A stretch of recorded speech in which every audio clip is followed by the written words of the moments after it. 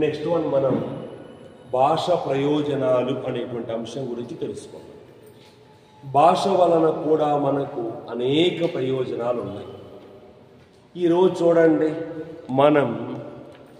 మన రాష్ట్రమే కాదు, మన దేశమే కాదు, ఇతర దేశాలు కూడా మనం తిరిగి వస్తున్నామంటే కారణం ఏంటంటే భాష. తర్వాత మన యొక్క సాధక బాధకాలన్నీ కూడా ఎదుటివారికి చెప్పుకోగలుగుతున్నామంటే కారణం ఏంటి? భాష. మన ఆలోచనలు, మన భావాలు, మన అభిప్రాయాలు ఎదుటివారికి వెల్లడి చేయగలుగుతున్నామంటే కారణం భాష. మరి అందుకే ఈ భాష వలన కలిగే ప్రయోజనాల గురించి కూడా మనకు ఒక టాపిక్ పెట్టడం ఇక్కడ జరిగింది. మరి భాష వలన ఎలాంటి ప్రయోజనాలు ఉన్నాయి? ఇప్పుడు టెట్ పరీక్షలో కానీ, డిఎస్సి పరీక్షలో కానీ మనకు ఎలాంటి ప్రశ్నలు అడిగే అవకాశాలు ఉంటాయి? కొంచెం అప్లికేషన్ మెథడ్ అంటాం చూడండి, అది ఇక్కడ ఉపయోగపడే అవకాశం ఉంటుంది. జాగ్రత్తగా వినండి, ఈజీగా ఉంటుంది. మరి భాష వల్ల కలిగే ప్రయోజనాలను హెన్రీ వెండ్ అనేటువంటి వ్యక్తి, ప్రస్తుతం పుస్తకాల్లో లేదు కానీ ఓల్డ్ పుస్తకాల్లో తెలుసుకోవడం మేలు, అల్ప ప్రయోజనమని, అధిక ప్రయోజనమని రెండు రకాలుగా చెప్పడం జరిగింది. హెన్రీ వెండ్ అనేటువంటి వ్యక్తి అల్ప ప్రయోజనమని ఒకటి, అధిక ప్రయోజనమని ఒకటి, రెండు రకాలుగా వర్గీకరించడం జరిగింది. అయితే ప్రజెంట్ మనకు ఈ పుస్తకాలలో దీని గురించి లేదు, ప్రజెంట్ మనకు అవసరమూ లేదు. మరి దేని గురించి తెలుసుకోబోతున్నాము అంటే గుర్తుపెట్టుకోండి, ఇక్కడ వచ్చేసి మనకు వ్యక్తిగత ప్రయోజనాలు అని ఒక రకం ఉన్నాయి, సామాజిక ప్రయోజనాలు అని మరొక రకం ఉన్నాయి. వ్యక్తిగత ప్రయోజనాలు ఒకటి, సామాజిక ప్రయోజనాలు అని ఒక రకం. ఈ రెండు రకాలుగా ప్రస్తుతం మనకు ప్రయోజనాలు ఉన్నాయి.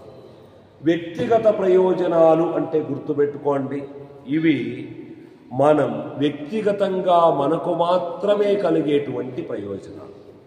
ఇప్పుడు చూడండి, మన దైనందిన వ్యవహారాలకు భాషను ఉపయోగించుకుంటున్నామా లేదా? ఉపయోగించుకుంటున్నాం కదా. మరి ఆ యొక్క ప్రయోజనం ఏమవుతుంది అంటే వ్యక్తిగత ప్రయోజనము అంటారు. వ్యక్తిగా మనకు మాత్రమే లభ్యమవుతున్నటువంటి ప్రయోజనం అది. సింపుల్ ఇంకో ఎగ్జాంపుల్ చూద్దాం. ఒక రాజకీయ పార్టీని మీరు స్థాపించారు అనుకుందాం. ఒక రాజకీయ పార్టీని, ఇప్పుడు రాజకీయ పార్టీ స్థాపించడం పెద్ద విషయం ఏం కాదు. మనం ఇక్కడ ఎంతమంది ఉంటే అంతమంది కూడా తలా ఒక పార్టీ పెట్టేయచ్చు, పెద్ద ఇబ్బంది ఏం లేదు. కానీ కొంచెం డబ్బులు ఉండాలంతే. ఆ తర్వాత లేకపోయినా ఇబ్బంది లేదు. అయితే మళ్ళా ఎలక్షన్ల సమయానికి ఇన్ని సీట్లు, ఇన్ని ఓట్లు అనేటువంటి వస్తేనే మన పార్టీ కంటిన్యూ అవుతుంది, లేకపోతే రద్దు అవుతుంది. మళ్ళీ కొత్తగా పార్టీ పెట్టుకోవాలి మనం. మరి ఈ రాజకీయ పార్టీ పెట్టుకున్నప్పుడు మనం పార్టీ ఎందుకోసం పెట్టాం, మరి మీకు ఏ విధమైనటువంటి సర్వీస్ చేస్తామని ప్రజలకు కొన్ని విషయాలు మనం చెబుతాం కదా. అంటే మనం భావజాలము చెబుతాం కదా, మనం ఏర్పరచుకున్న రాజకీయ పార్టీ సిద్ధాంతం గురించి చెబుతాం కదా. అలా చెప్పడానికి భాష తోడ్పడుతుంది. ఆ ప్రయోజనాన్ని ఏమంటారంటే సామాజిక ప్రయోజనము అంటారు. ఏమంటారు దాన్ని? సామాజిక ప్రయోజనం. కాబట్టి వ్యక్తిగా నీకు కలిగే ప్రయోజనాన్ని వ్యక్తిగత ప్రయోజనం అంటారు. అదేవిధంగా సమాజపరంగా మొత్తం అందరికీ కూడా కలిగే ప్రయోజనాన్ని ఏమంటారంటే సామాజిక ప్రయోజనం అంటారు. కానీ ఈ వ్యక్తిగత ప్రయోజనాలను రిచర్డ్ అండ్ ఓగ్డెన్ అనేటువంటి వ్యక్తులు ఇద్దరు ఏం చేశారు అంటే రెండు రకాలుగా వర్గీకరించారు. ఒక ప్రయోజనం సాంకేతిక ప్రయోజనం అన్నారు, మరొకటి ఉద్దీపన ప్రయోజనం అన్నారు. సాంకేతిక ప్రయోజనం ఒకటి, ఉద్దీపన ప్రయోజనం మరొకటి అంటున్నారు. మరి సాంకేతిక ప్రయోజనం అంటే ఏంటి, ఉద్దీపన ప్రయోజనం అంటే ఏంటి అనేటువంటి విషయాలు తెలుసుకుందాం. సాంకేతిక ప్రయోజనం అంటే ఏంటి, ఉద్దీపన ప్రయోజనం అంటే ఏంటి, అవి ఎలా ఉంటాయి తెలుసుకుందాం. ఫస్ట్ వన్ మీరు గమనిస్తే ఇక్కడ ఉన్నటువంటిది సాంకేతిక ప్రయోజనం అంటున్నాం. సాంకేతిక ప్రయోజనం అంటే ఏంటంటే గణిత, భౌతిక, రసాయనిక, జీవశాస్త్రాలు అభ్యసించడం వలన కలిగే ప్రయోజనాన్ని ఏమంటారు అంటే సాంకేతిక ప్రయోజనము అంటారు. గణిత శాస్త్రము కానీ, భౌతిక శాస్త్రము కానీ, తర్వాత రసాయనిక శాస్త్రము కానీ జీవశాస్త్రము కానీ అభ్యసించడం వల్ల కలిగే ప్రయోజనాన్ని ఏమంటారంటే సాంకేతిక ప్రయోజనం అంటారు. ఈ సాంకేతిక ప్రయోజనం దేనికి సంబంధించింది అంటే మెదడుకు సంబంధించింది. దేనికి? మెదడు. తర్వాత ఇక్కడ ఉద్దీపన ప్రయోజనం ఉంది చూడండి. ఉద్దీపన ప్రయోజనం ఎలా వస్తుంది అంటే సాహిత్యము కానీ లేదా కళలు కానీ అభ్యసించడం వల్ల కలిగే ప్రయోజనమే ఉద్దీపన ప్రయోజనం అంటారు. సాహిత్యము కానీ కళలకు సంబంధించి కానీ మనం అభ్యసించడం వల్ల కలిగే ప్రయోజనమే ఉద్దీపన ప్రయోజనం అని అంటారు. మరి ప్రధానంగా చూస్తే ఉద్దీపన ప్రయోజనము దేనికి సంబంధించింది అంటే మనసుకు సంబంధించింది. సో ఇది సాంకేతిక ప్రయోజనం తలకాయలో ఉండేది, ఇక్కడ ఉండేది ఉద్దీపన ప్రయోజనం మనసుకు సంబంధించింది. మీరు ఇక్కడ గమనిస్తే మెదడుకు సంబంధించింది ఏంటి? జ్ఞానం. కానీ ఆ జ్ఞానంలో మానవత్వము కానీ జాలి కానీ దయ కానీ కరుణ కానీ అభిమానం కానీ లాంటివి ఎక్కువ శాతం ఉండవు, రేర్గా ఉండవచ్చు. అందుకే ఇక్కడ సాంకేతిక ప్రయోజనం అనేటువంటిది మెదడుకు సంబంధించింది అని అంటున్నారు. మీరు గమనిస్తే ఒక డాక్టర్ దగ్గర ఉండే ప్రయోజనం ఏదంటే సాంకేతిక ప్రయోజనం. ఒక ఇంజనీర్ దగ్గర ఉండేటువంటి ప్రయోజనం ఏదంటే సాంకేతిక ప్రయోజనం అంటే.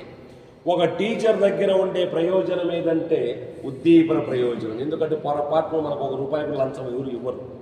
ఒకవేళ మనం తీసుకుందామని చేతులు దాచినా కూడా ఎవరు ఇవ్వరు. కానీ మనం నాకు తెలిసి టీచర్లు ఎవరు కూడా లంచానికి తీసుకునేటువంటి కర్మ అయితే పట్టలేదు. ఆ జీతంతోనే నెట్టుకొని వస్తారు. అదే ఒక కళాకారుడు ఉన్నాడు, ఆయన దగ్గర ఉన్న ప్రయోజనం కూడా ఏదంటే ఉద్దీపన ప్రయోజనం అంటారు. కాబట్టి సాహిత్యం కళలు అభ్యసించడం వల్ల కలిగే ప్రయోజనమే ఉద్దీపన. ఇప్పుడు ఇక్కడ చూడండి, మనం డాక్టర్ దగ్గరికి పోతాం, వైద్యుడు. మరి ఈయన చూస్తే మనకేం చేస్తాడు? మనం పోగానే సార్ ప్రజెంట్ మాకు అనారోగ్యం ఉందండి అని చెప్పనంటాం. ఆయన వెంటనే దాన్ని 1కి 4 సార్లు టెస్టులు అవసరం ఉన్నా లేకపోయినా కూడా రాసి మనకు అన్ని రకాల టెస్టులు చేసి నిన్ననే వేరే వాళ్ళ దగ్గర చేయించినాం అనుకున్నా అన్నా కూడా అవి పనికిరావు, మళ్ళా కొత్తగా ఇప్పుడు టెస్టులు చేయాలని చెప్పి చేయించి ఆ తరువాత ఏం చేస్తాడంటే మనకు ఏ అనారోగ్యము లేదని నిర్ధారించి ఉండదు ఇంత చిన్నదైన ఒకటి చెప్పి ఆ తరువాత వెంటనే దానికి తగిన మందులన్నీ రాసిచ్చి నయం చేస్తాడు. మనమేమనుకుంటాం, అబ్బా డాక్టర్ మాత్రం మొత్తానికి మంచి టాబ్లెట్స్ ఇచ్చాడు, తొందరగా నయమైపోయింది అంటాం. కానీ ఇంతవరకు డాక్టర్ మన దృష్టిలో దేవుడే. కానీ ఎప్పుడైతే బిల్లు వేస్తాడు చూడండి, అప్పుడు మనకు ఆయన రాక్షసుడిగా కనపడతాడు. అందుకే డాక్టర్ దగ్గర మానవత్వం జాలి దయ కరుణ ఉండవు. కాబట్టి ఆయన దగ్గర ఉండే ప్రయోజనం ఏదంటే సాంకేతిక ప్రయోజనం అంటారు. అయితే నేను కించపరచడానికి ఆ మాట అనలేదు. అందరూ అలాంటి వాళ్ళు కాదు, కొద్దిమంది మంచి వాళ్ళు కూడా ఉన్నారు. ఏ వ్యవస్థలైనా మంచి ఉంటుంది, ఏ వ్యవస్థలైనా కూడా చెడు ఉంటుంది. కాబట్టి ఎక్కువ శాతం మంది అలా తయారయ్యారు కాబట్టి నా మాట అన్నా. ఇంజనీర్ దగ్గర కూడా చూడండి, ఒక బిల్డింగ్ కట్టడానికి ప్రయత్నం చేస్తాడు. ఇప్పుడు మనం చూస్తున్నాం, బ్రిటిష్ వాళ్ళ కాలంలో కట్టిన బిల్డింగ్లు చెక్కు చెదరకుండా ఉన్నాయి ఇప్పటికి కూడా. ఆ ఎస్వి యూనివర్సిటీలో మనకి ఏడీ బిల్డింగ్ అని ఒకటి ఉంటుంది. ఆ ఏడీ బిల్డింగ్లో పోయి కూర్చుంటే, నేను ఎగ్జామ్ రాయడానికి పీజీ ఎంట్రన్స్లో ఆ బిల్డింగ్ లోపలికి పోతే కూర్చోంటే నిద్ర ఓ రేంజ్లో వచ్చేసింది నాకైతే. కానీ పీజీ ఎంట్రన్స్ కాబట్టి బలవంతాన నిగ్రహించుకొని ఎగ్జామ్ రాశారు. అంత శాశ్వతమైనటువంటి కట్టడం అది. కానీ మనోళ్ళు ఇప్పుడు కడుతున్నారు, ఈరోజు కడితే రేపటికి ఇది ఉండదు, అలా ఉన్నాయి. అందుకే నేను వ్యవస్థను విమర్శించడం లేదు, కానీ ఎక్కువ మంది అలాంటి వాళ్ళు ఉన్నారని అంటున్నాను. కాబట్టి అందుకే ఇక్కడ సాంకేతిక ప్రయోజనం అన్నప్పుడు గుర్తుపెట్టుకోండి, అది కేవలం మెదడుకు సంబంధించింది. ఎక్కువ శాతం మంది అలాంటి వ్యక్తుల దగ్గర ఉండేది అని. మరి ఉద్దీపన ప్రయోజనం అంటే మాత్రం సాహిత్యము కళలు అభ్యసించడం వల్ల కలిగేది అన్నాను. తర్వాత మీరు గమనిస్తే ఇది మనసుకు సంబంధించింది అన్నాను. ఇక్కడ ఇంకా 2 పాయింట్లు అదనంగా మీరు గుర్తుపెట్టుకోవాలి. ఒకటి సార్వకాలికం, సార్వజనీనం. సార్వకాలికం సార్వజనీనముగా భావించే ప్రయోజనం ఏదంటే ఉద్దీపన ప్రయోజనం అంటారు. ఇక్కడ సార్వజనీనం సార్వకాలికం అంటే అర్థం ఏంటంటే ఎల్ల కాలాలలో కూడా ఉపయోగపడేటువంటిదని, అదేవిధంగా చూస్తే అందరికీ కూడా ఉపయోగపడేటువంటిది అని అర్థం. కాబట్టి సార్వజనీనం ఒకటి, సార్వకాలికం ఒకటి అనేటువంటి రెండు అంశాలు ఇక్కడ ముడిపడి ఉంటాయి. అందుకే ప్రతి ఉపాధ్యాయుడు కూడా విద్యార్థులకు తప్పనిసరిగా చేయించవలసిన ప్రయోజనం ఏదంటే ఉద్దీపన ప్రయోజనం అని అంటారు. మరి ప్రధానంగా చూస్తే సాంకేతిక ప్రయోజనాలు, ఉద్దీపన ప్రయోజనాలు, సామాజిక ప్రయోజనాలు. నేను మీకు మూడు విషయాలు చెబుతాను, బాగా గుర్తుపెట్టుకోండి. ఇప్పుడు మనం గమనిస్తే దైనందిన వ్యవహారాలు ఏ విధమైన భాషా ప్రయోజనం అవుతుంది అంటే సాంకేతిక ప్రయోజనం అవుతుంది అన్నారు. దైనందిన వ్యవహారం లేదు జీవనోపాధి, ఇది కూడా మనకు దేని కిందికి వస్తుంది అంటే సాంకేతిక ప్రయోజనమే అంటాం. ఏది ఆ యొక్క జీవనోపాధి. ఇప్పుడు ఉద్దీపన ఉందనుకోండి, ఉద్దీపన అంటే బాగా గుర్తుపెట్టుకోండి, ఆసక్తులు, అభిరుచులు, వైఖరులు దీనికి వస్తాయి. ఆసక్తులు, అభిరుచులు, వైఖరులు. ఫర్ ఎగ్జాంపుల్ సాహిత్యాభిరుచి, విజ్ఞానాభిరుచి, ఇతర భాషలు నేర్చుకోవాలనే ఆసక్తి, ఇలాంటివన్నీ కూడా దేని కిందికి వస్తాయి అంటే ఉద్దీపన ప్రయోజనం అంటారు. అదే అభివృద్ధికి చెందినటువంటి అంశాలైతే మాత్రం సామాజిక ప్రయోజనం కిందికి వస్తాయి. అభివృద్ధి ఇప్పుడేంటి, సామాజిక అభివృద్ధి, విజ్ఞానాభివృద్ధి, సాంస్కృతిక అభివృద్ధి, ఇలాంటి అభివృద్ధి చెందినటువంటి అంశాలైతే మాత్రం అన్నీ కూడా దేని కిందికి వస్తాయంటే సామాజిక ప్రయోజనం అంటారు. కాబట్టి వ్యక్తిగా మనకు ఉపయోగపడేటువంటి వాటిల్లో ఇలాంటివి సాంకేతిక ప్రయోజనాలు ఉంటాయి. ఫర్ ఎగ్జాంపుల్ ఇప్పుడు చూడండి, స్నేహ సంబంధాలు అంటారు. అది నీ వ్యక్తిగతమా సామాజికమా చెప్పండి? వ్యక్తిగతమే కదా, అందుకే ఇక్కడ వస్తాయి. కాబట్టి ఇక్కడేమో ఇలాంటి అంశాలు వస్తాయి, ఇక్కడేమో ఏంటివి ఆసక్తులు, అభిరుచులు, వైఖరులు వస్తాయి. ఇక్కడేమొస్తాయంటే అభివృద్ధికి చెందినటువంటి అంశాలు వస్తాయి. కానీ మనకు దీనికంటే కూడా ఇంపార్టెంట్ అయినటువంటి అంశం ఏంటంటే ఉద్దీపన ప్రయోజనములు మరి కాస్త వర్గీకరణ చూడాలి. అది చూద్దాం. ఉద్దీపన ప్రయోజనం. మరి ఉద్దీపన ప్రయోజనాన్ని మళ్ళీ కూడా పలు రకాలుగా వర్గీకరించారు. మనకు కావలసింది కూడా అదేంటో చూద్దాం. ఇప్పుడు ఉద్దీపన అనే అంశం ఒకటి ఉంది, మనకు కావాల్సింది ఇదే, దీని మీదే బిట్టొస్తారు. ఇది 2 రకాలు అంటాను. ఎన్ని రకాలు? అది 2 రకాలు. ఒకటి మీరు గమనిస్తే నేను చేస్తున్నది, రెండవది మీరు చేస్తున్నటువంటిది. నేను చేస్తున్న అంశం ఏంటంటే భావ వ్యక్తీకరణ అంటాను. ఏమంటాను? భావ వ్యక్తీకరణ. మీరు చేస్తున్నటువంటి అంశం ఏంటంటే భావగ్రహణ అంటాను. ఏమంటారు? భావగ్రహణ. ఒకటేమో భావ వ్యక్తీకరణ, రెండవది భావగ్రహణ అంటారు. ఇప్పుడు చూడండి, మీ భావగ్రహణలో ఉద్దీపన ఎక్కడుంది అని నేను అడుగుతాను అనుకోండి. ఎక్కడుంది భావగ్రహణలో ఉద్దీపన అంటే, ఒకటి సబ్జెక్టు తెలుసుకోవాలన్న తపన మీలో ఉద్దీపన, తర్వాత 2 ఉద్యోగం సాధించాలనే తపన మీలో ఉద్దీపన. ఉద్యోగం సాధిస్తే మా కుటుంబానికి మేలు జరుగుతుంది, మా కుటుంబం సమాజంలో ఒక గౌరవప్రద జీవితం గడపగలుగుతుంది అని ఆలోచించడమే మీలో ఉన్నటువంటి తపన, అదే మీ ఉద్దీపన. సో కాబట్టి భావగ్రహణలో ఉద్దీపన అది. నా దగ్గర భావ వ్యక్తీకరణ ఉంది. నాలో ఉన్న ఉద్దీపన ఏంటి అంటే ఇంతమంది నిరుద్యోగులకు దారి చూపే అవకాశం దేవుడిచ్చాడు, అది వినియోగించుకోవాలనే తపన నా ఉద్దీపన. తర్వాత చూస్తే నేను క్లాసులు బాగా చెబితే ఇంతమందికి ఉద్యోగాలు వస్తాయి అనేది నా ఉద్దీపన. తర్వాత నాకు మంచి పేరు వస్తుంది అనేటువంటిది ఉద్దీపన. తర్వాత నాకు డబ్బులు బాగా వస్తాయి అనేటువంటిది ఉద్దీపన. నేను డబ్బులు బాగా సంపాదించగలిగితే నా కుటుంబ సభ్యులు సుఖంగా ఉంటారని ఆలోచించడమే నా ఉద్దీపన. కాబట్టి ఇన్ని రకాల 3 అంశాలు ఉంటాయి ఆ ఉద్దీపన. మరి ముందుగా మీ స్టూడెంట్స్కు సంబంధించినటువంటి అంశమే చూద్దాం. ఇక్కడ భావగ్రహణము అనుంది కదా, ఇందులో 2 రకాలుగా జరుగుతుంది భావగ్రహణం అనేటువంటిది. ఎలా జరుగుతుందో ఒక్కసారి మనం చూద్దాం. శ్రవణము ద్వారా భావగ్రహణము జరుగుతుంది, తరువాత పఠనము ద్వారా కూడా భావగ్రహణము జరుగుతుంది.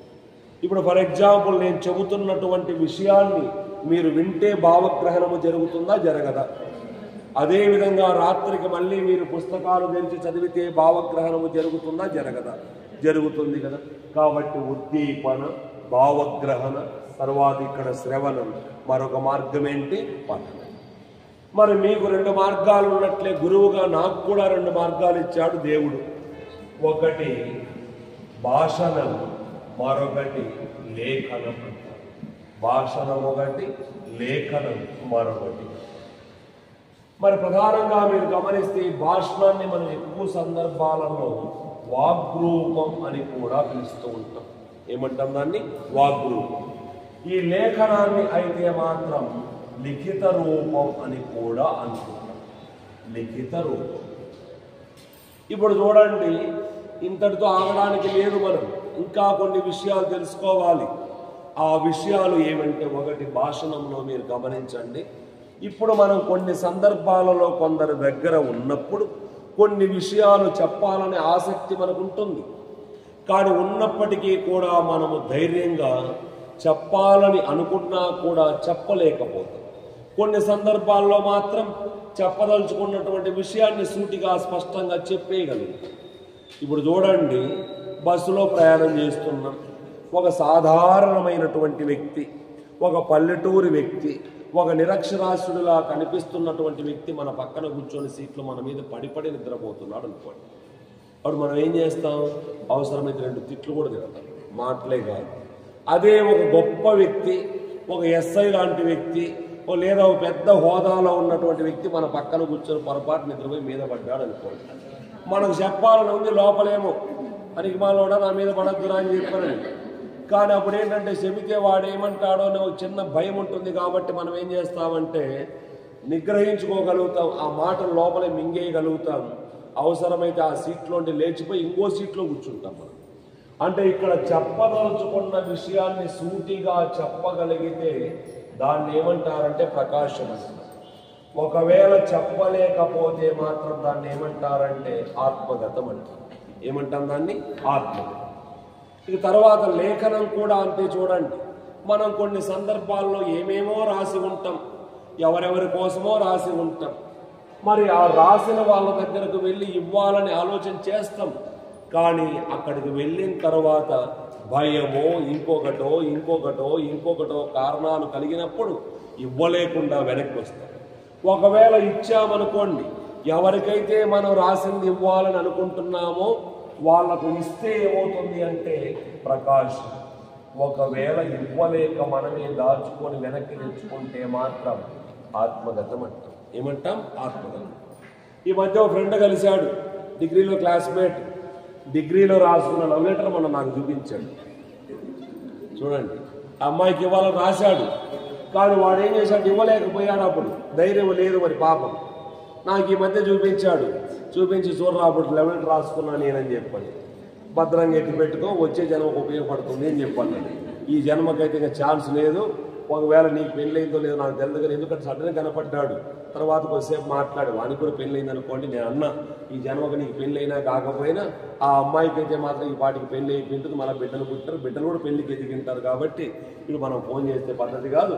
వచ్చే జన్మకు మళ్ళీ దాచిపెట్టుకో, మళ్ళీ ఇక్కడే పుట్టు, మళ్ళీ ఇక్కడే అమ్మాయి పుట్టడానికి ఏర్పాట్లు చేద్దామని చెప్పాను. మరి దాని ప్రకారం చూసుకుంటే రాసింది ఇవ్వవలసిన చోట ఇస్తే ప్రకాశం, ఇవ్వలేకపోతే ఆత్మగతం అంటారు. ఇది మనకు భాషా ప్రయోజనాలకు సంబంధించి ఉన్నటువంటి ఒక వర్గీకరణ. దీని మీద మనకు ఎలాంటి ప్రశ్నలు వస్తాయి అనే విషయాన్ని చూద్దాం.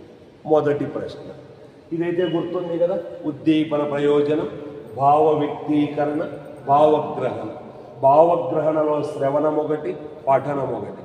భావ వ్యక్తీకరణలో భాషణం ఒకటి, లేఖనం ఒకటి. భాషణంలో ప్రకాశం ఒకటి, ఆత్మగతం ఒకటి. లేఖనంలో కూడా ప్రకాశం ఒకటి, ఆత్మగతం ఒకటి అంటున్నాం.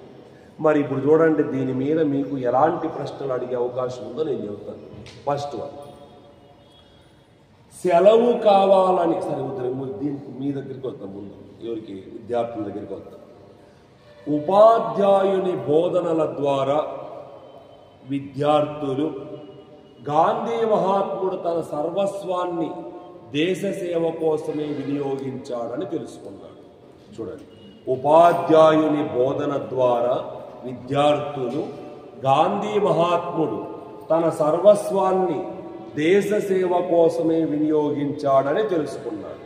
ఇక్కడ జరిగిన భాషా ప్రయోజనం ఏంటి అని అడుగుతాడు.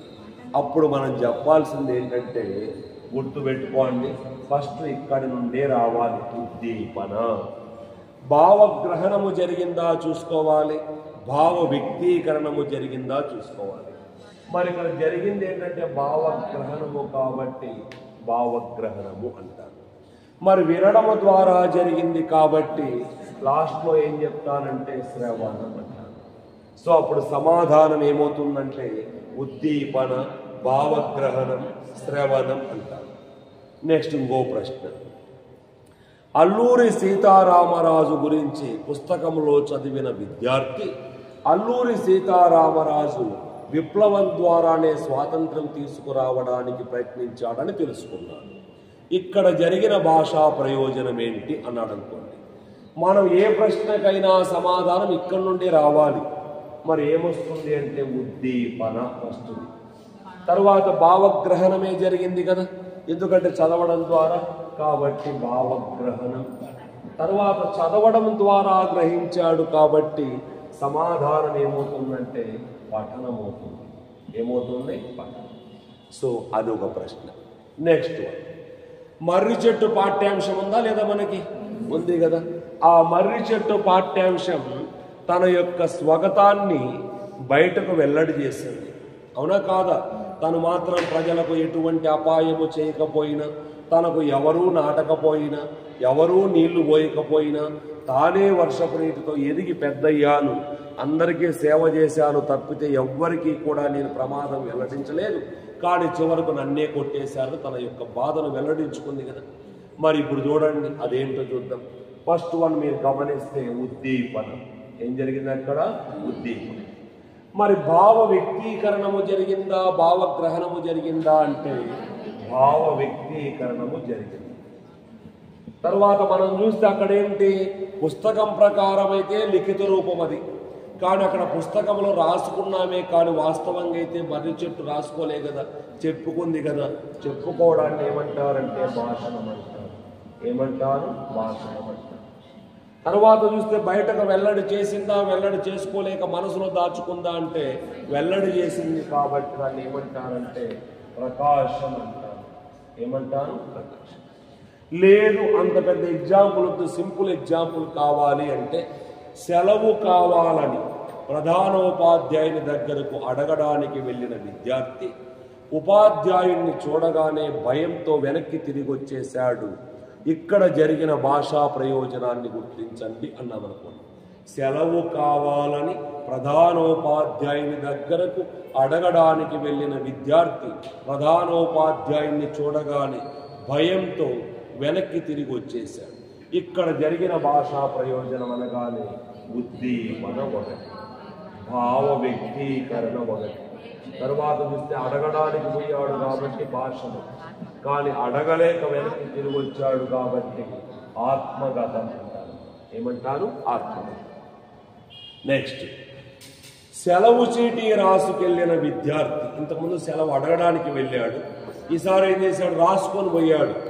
సెలవు చీటీ రాసుకెళ్ళిన విద్యార్థి ప్రధానోపాధ్యాయుని చూడగానే భయంతో అది చూపించలేక వెనక్కి తిరిగి వచ్చాడు. అక్కడ జరిగిన భాషా ప్రయోజనాన్ని గుర్తించండి అన్నామనుకోండి. అప్పుడు కూడా మీరు గమనిస్తే ఉద్దీపన, భావ వ్యక్తీకరణ కదా, భావ వ్యక్తీకరణ. తర్వాత మీరు గమనిస్తే అక్కడ రాసుకొని వెళ్ళాడు కాబట్టి లేఖనం. తర్వాత చూపించలేక భయంతో వెనక్కి తిరిగి వచ్చాడు కాబట్టి ఆత్మగతం అవుతుంది. ఏమవుతుంది? ఆత్మగతం. ఈసారి మరొక ప్రశ్న.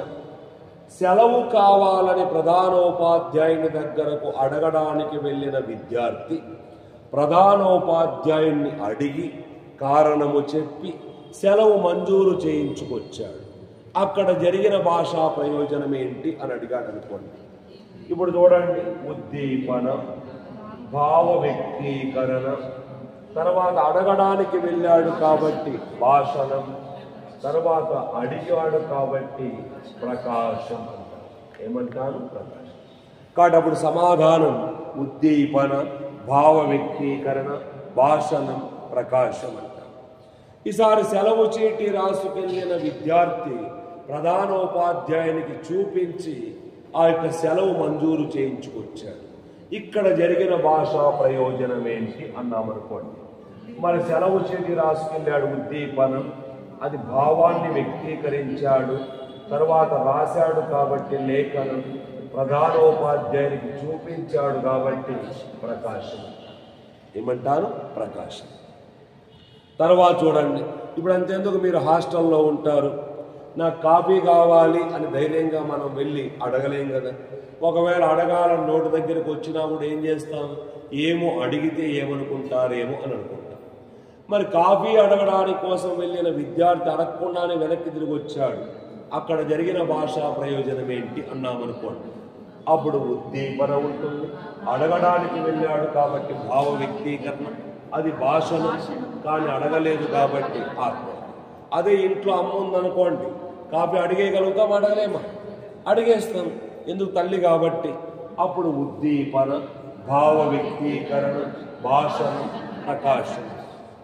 అయితే ఈ మధ్య గతంలో మీకు అడిగిన ప్రశ్నలు ఒక్కసారి గమనిస్తే, ఇందిరాగాంధీ డోరతీ నార్మన్ లేఖలు, ఇందిరాగాంధీ నెహ్రూ లేఖలు, లేదా ప్రముఖుల యొక్క దినచర్యలు, ప్రముఖుల యొక్క ఆత్మకథలు, లేదా ప్రధానంగా మనం గమనిస్తే ఉదాత్తత పొందినటువంటి వ్యక్తుల యొక్క దినచర్యలు, లేఖలు ఏ విధమైన భాషా ప్రయోజనం అంటారు?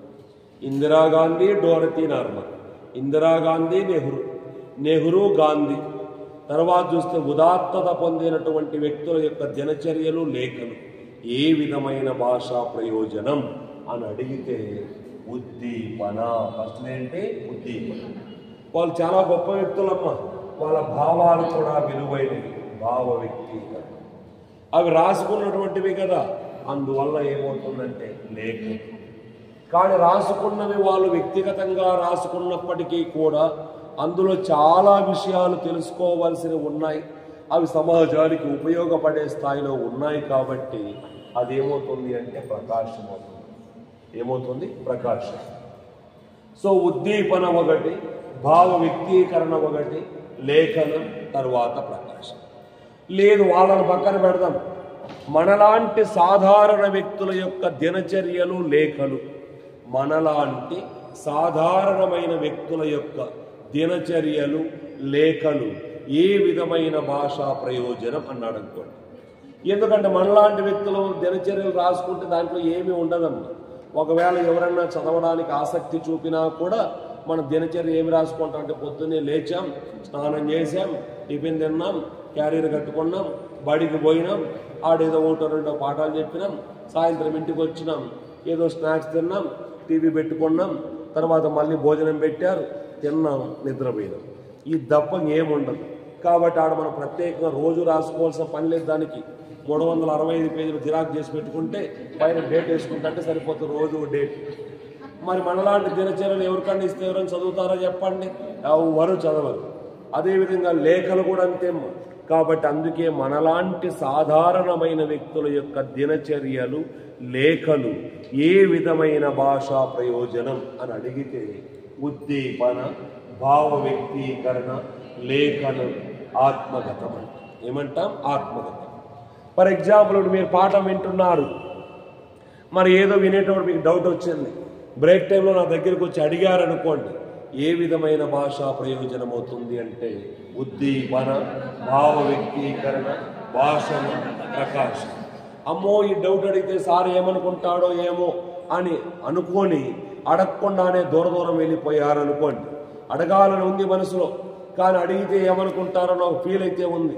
అందుకని ఎందుకు వచ్చిన గొడవలే, ఏమి కావాలంటే పక్కన వాళ్ళని అడుగుదాం. ఎందుకంటే మనం ఎప్పుడు కూడా ఎలాంటి వాళ్ళం అంటే, మన పక్కన ఉన్నటువంటి వాళ్ళు కూడా మనలాగే వచ్చారు, వాళ్ళు ఉద్యోగం కోసమే వచ్చారు కాబట్టి వాళ్ళకు మనంతే తెలుసు అనుకోరు. వాళ్ళ దృష్టిలో టీచర్లు ఎవరంటే పక్కన ఉండేటువంటి వాళ్ళు. మరి అందుకే అలాంటి వాళ్ళని అడుగుదామనుకొని నన్ను అడగకుండా వెళ్ళిపోతారు. ఇప్పుడు జరిగిన భాషా ప్రయోజనం ఏదంటే ఉద్దీపన, భావ వ్యక్తీకరణ, భాషణ, ఆత్మగతం. ఎందుకంటే అడగకుండా వెళ్ళిపోయారు కాబట్టి. సో ఈ విధమైనటువంటి ప్రశ్నలు వచ్చే అవకాశం ఉంటుంది.